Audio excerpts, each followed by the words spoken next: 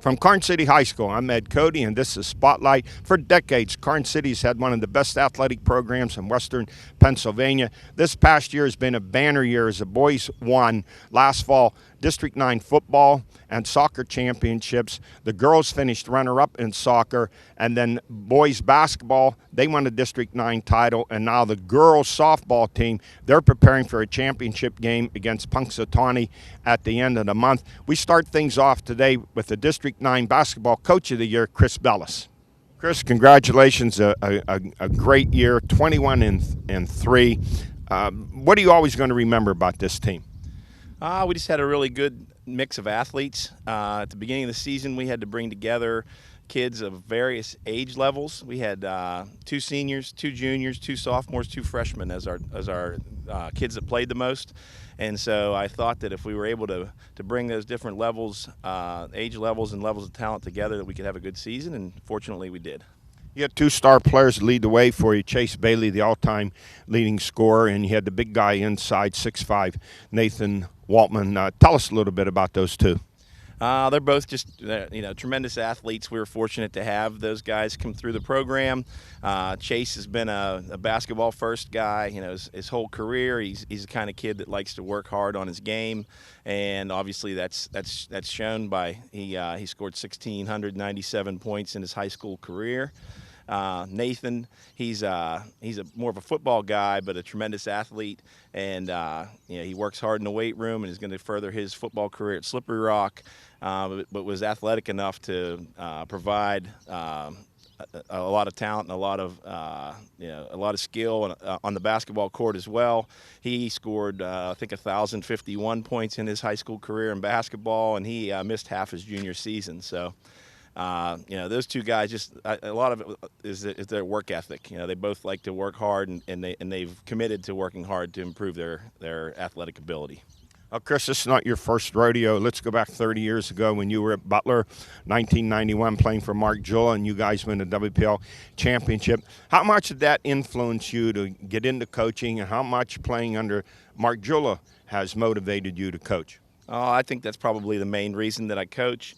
Coach Jula instilled a work ethic in us players that, it was, put the work in first, and the benefits will pay off on the court or on the field or whatever it is that you're committed to.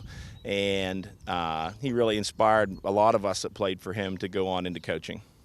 Chris, let me ask you, I asked a lot of coaches this last year with COVID-19, how they navigated through the season. What was your message always to your players? It seemed like you came through the season unscathed.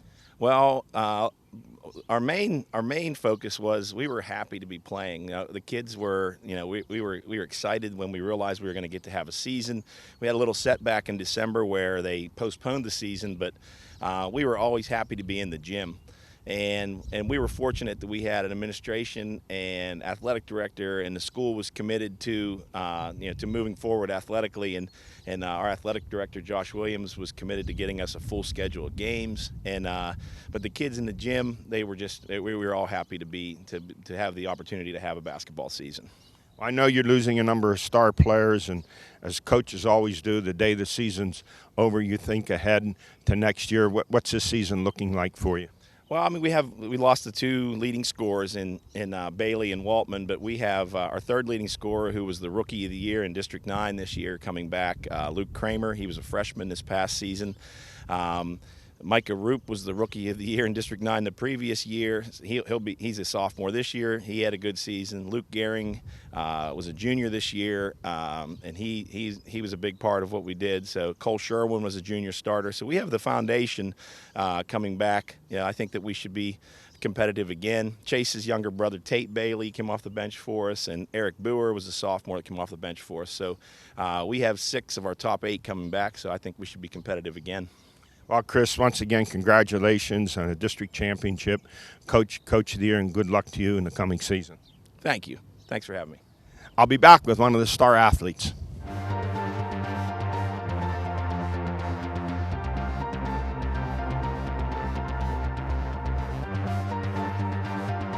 I am back with one of the stars of the football team, the basketball team, and the track team. No, he's not an NFL tight end yet. He's big enough to be one. This is Nathan Waltman. Nathan, congratulations. First of all, district champs in football, district champs in basketball, and you were second in District 9 in the shot put. You qualified for the states. What do you think about this year? It's like a dream year for you, your senior year. It was an odd for the coronavirus, but I couldn't ask for anything else, how the sports turned out at least.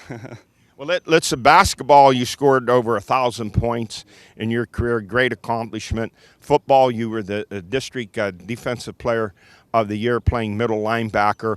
You're going to Slippery Rock University, one of the best football programs in the country. I mean that. You're going to be ranked in the top 5 in the country when you go there. As Coach Lutz told you where he thinks he'd like you to play? I think the plan is to play tight end. We'll see how things turn out. That's the goal right now. So for him, the two things, you must be able to block and you have pretty good hands. Yeah, I was used a lot as a blocker here at Karns City, and I got some secret hands. I'm going to ask later on when I talk to Owen Caldwell and Caden Shear. You know, early in the season, you guys took a beating by Brookville. I think it was, 44-0. And then you play them in a championship game. So I'm going to ask you first. After that game, how did you guys come together, put it together to go on and win the championship? Really, we looked back like the week before Brookville at the championship there. The coaches showed us, hey, there's just little mistakes we were making each play. One guy blocks this guy, that's 10 yards. It wasn't like completely overhaul, but we just had to change a couple things. And then you go on, you win that championship game, and you get ready for basketball. You guys had to have a good feeling about your basketball with you coming back and Chase coming back. It turned out you go 21-3 and another championship. Yeah, we knew coming in we had a lot of athletes. We just had to put it all together and get some chemistry going. I think you playing basketball and Coach come up here, Lutz, and looking at you play, he had to see your athleticism. That had to be one of the factors in him thinking you could play tight end. Yeah, it's surprising to me how much consideration they put in other sports. They want to see all-around athlete, especially track, basketball. They love seeing that. And so in track, as you mentioned, you finished number 2 in the district in the shot. When will you start moving on? When will the PIAA, the state playoffs, begin? So the state track meet is this. I'll be throwing Friday morning, and goal is to get a medal. Well, good luck to you. I know you're going to do well. And one more thing I want to ask you before we go. What do you plan on studying at Slippery Rock University? I'm going to study accounting. All right, going to be a business person after that. Hey, Nathan, great talking to you. Congratulations on a fantastic senior year, and look for big things to come for you at Slippery Rock University. Thank you. Thanks for having me. You're welcome. I'll be back with another star athlete after this. High school sports, community events, all of your favorite local shows are calling the Armstrong Neighborhood Channel their home. Find out everything your neighborhood has to offer on Channel 100 or on YouTube. Spirit, town pride, local communities. This is the Armstrong Neighborhood Channel. Standing next to me is the all-time leading scorer in Karns City basketball with nearly 1,700 career points, Chase Bailey, also a member of not only the District 9 championship basketball team, but the District 9 boys soccer team. Chase, congratulations on a great career. Thank you very much. Thank you.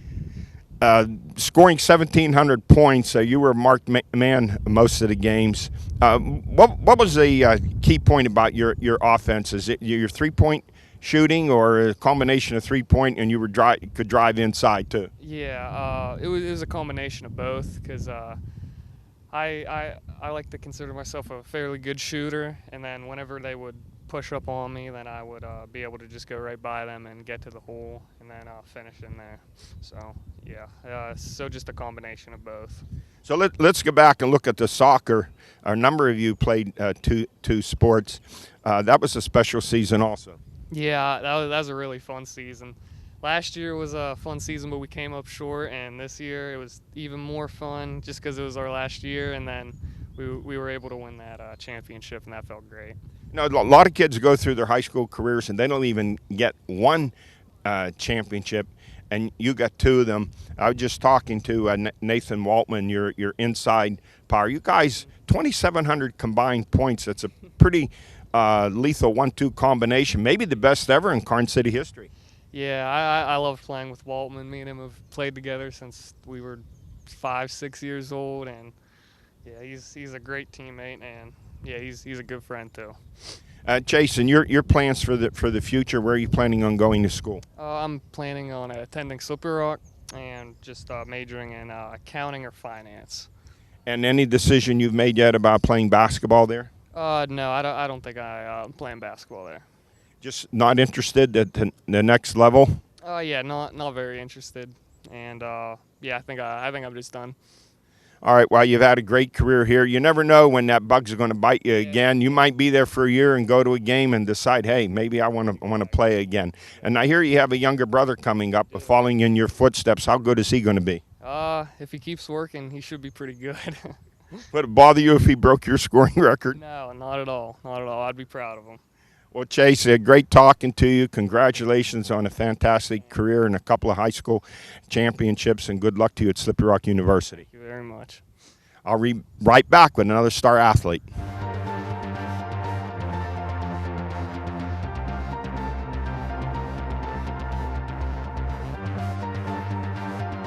I am back with the double duty guys from last fall, winning championships in football and soccer. To my far left, Caden Shearer, and next to him in purple, the kicker, Owen Caldwell. Caden, I'm going to defer to you and ask you the same thing I asked Nathan. Early in the season, I think in October, you guys got battered by Brookville 44-0. How did you guys get everything back together again to advance to the championship game? We saw like what weapons they had on offense and all that, so we had to figure out schemes on defense, how to stop it. They got fast receivers and all that, so just had to figure that out, and it worked out. So you guys weren't phased at all. Your confidence was still there. Evidently, you went on to finish the season 6-4 and win the championship. Yeah. All right, let's go to that championship game.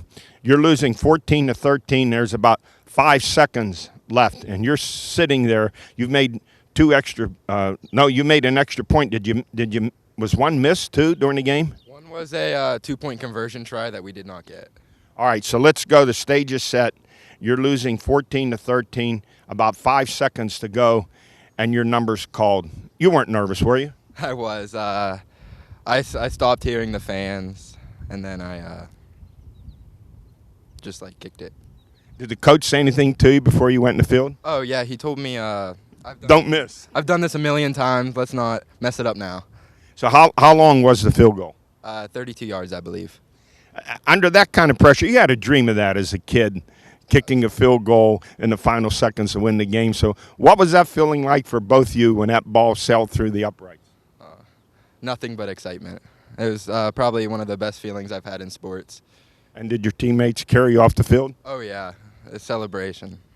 30 years from now, Owen, that's something, whenever you come back here for reunions and that's something you'll never forget. I'm excited to.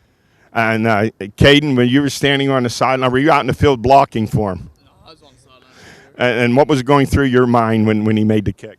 Is either win or lose at that kick. Let me ask you, how'd you guys pull this off, double duty at soccer practice, soccer games, football games? First of all, congratulations to your two coaches for being so understanding. And how did you guys handle this? We sometimes had 3 practices a day, starting at 8 a.m., ending at 8 p.m., and sometimes we would go from practice literally and walk up the field to the next practice. So it was really tough. I mean, we've been doing it since freshman year, so kind of used to it. But yeah, it's a drag, but it's worth it in the end. Worth it with the 2 championships. And Caden, you're part of the outstanding track team. You had an outstanding year in District 9, but as you were telling me before, you missed out on the District 9 championships. What happened? Well, I was just on vacation and couldn't find a flight back in time for it, but. Still, you had a great year in track. So let me ask both you guys, what are the plans for next year, Owen? To go to Teal College and play soccer. I'm actually going to Teal College, too, to play football and do track. Yeah, and to do track. So you're no interest in playing soccer. You could probably do both up there, too, right, at a small school? Well, I doubt they'd allow that. And what are you planning on studying up there? I'm going to major in, business and minoring in sports management. I'm going to get a major in chemistry. Well, guys, congratulations to you. Great motivation and work ethic for you guys to participate in 2 sports in one season and come away with a couple of championships, something that you'll always remember here in your years at Karns City, and good luck to you in your future. Thank you. Thank you. I'll be right back with another star after this.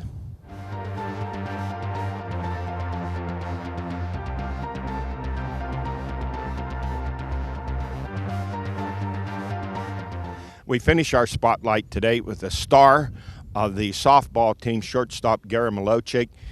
The Gremlins 16-2. They had a 15-game winning streak, and now they prepare to play for the championship against Punxsutawney on Monday. Garrett, congratulations on a great season. You've been fantastic. 4 home runs, 23 RBIs. You've batted over 400. And for you to play shortstop, I know you must be a good athlete. You must have a strong arm.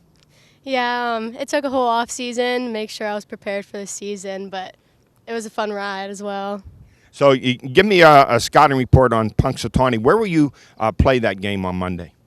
So we played them. It was our first game of the season, and we took a loss. It was very hard on us, but it motivated us to have a winning season.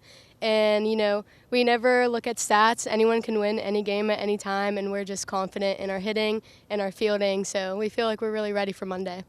Yeah, let's talk about that hitting. It seems like you girls are the Bronx Bombers. Do you ever hear of the Bronx Bombers? I have not. The Bronx Bombers are the great Yankee teams that scored a ton of runs, and this has to be maybe a record year for you guys in runs scored. Seems like you average 12, 13, 14 runs every game. Yeah, in the off season, we felt really prepared already, just hitting in the cage, and we come out here on the field, and we just light up every at-bat. Garrett, let me ask you, so much in softball, having a good starting pitcher. You guys have had a week off. You have your pitching ready to go on Monday. Who will start in the game? To be honest, we don't know till we get there. Our coach likes to keep that his own little secret.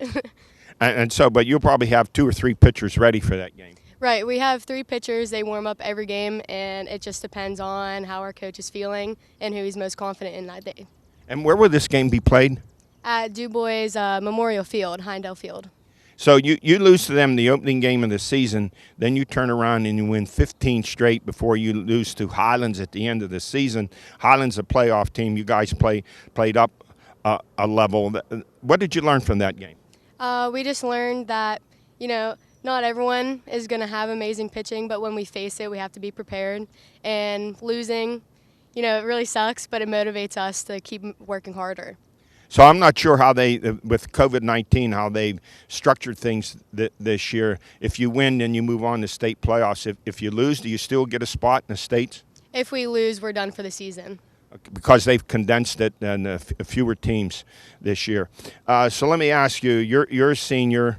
You've played here. You've had a great career. What is next year looking like for you? I'm playing at La Roche University, so I'll be playing there all 4 years. You're going to play softball there too? And what will your major be? Psychology. Great. That's something I taught in high school and college for a long time.